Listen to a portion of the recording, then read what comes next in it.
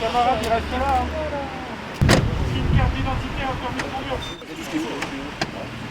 15 jours après le jet de cocktails Molotov sur des maisons et des voitures à Nassweiler, les forces de l'ordre françaises et allemandes occupent le terrain dans le cadre d'une vaste opération antidélinquance. Contrôle routier, d'identité, de fraude ainsi que de stupéfiants sont au programme de cette opération coordonnée par le procureur de la République, Olivier Glady. Il s'agit aussi, par l'intermédiaire de l'opération qui est aujourd'hui entreprise en coordination avec les autorités allemandes, le service de la sous-préfecture de Forbach et plus généralement de la préfecture de Moselle et le parquet de Sarreguemines de montrer la présence des autorités et de dissuader les commerces illicites qui pourraient éventuellement être aussi facilités par cette porosité de la frontière. Sur le terrain, 85 policiers et gendarmes français et allemands ainsi qu'une équipe cynophile quadrille la zone. Aujourd'hui, nous avons mis en place un dispositif d'une trentaine de gendarmes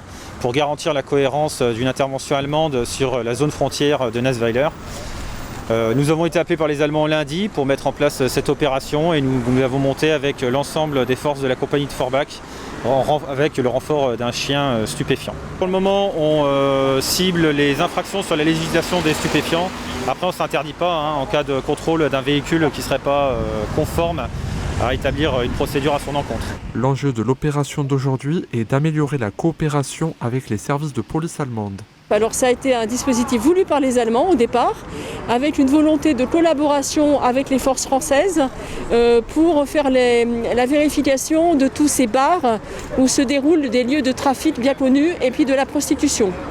Alors c'est une opération qui se prépare pour mobiliser autant, mais l'objectif c'est qu'on puisse arriver, enfin moi mon objectif, et je pense que c'est partagé avec les autorités allemandes et avec monsieur le procureur, c'est essayer de fluidifier ce genre de dispositif pour pouvoir l'opérer de manière plus récurrente et à l'improviste. Les forces de l'ordre sarroises ont procédé à des contrôles dans les bureaux de tabac et les casinos en présence du ministre de l'Intérieur Klaus Bouillon.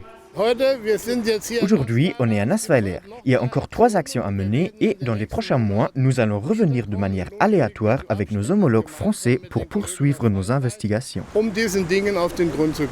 Le Land de Sarre n'hésite pas à gommer les frontières pour éviter les zones de non-droit. Des actions conjointes se déroulent également avec la Rhénanie-Palatinat ou la Bavière par exemple.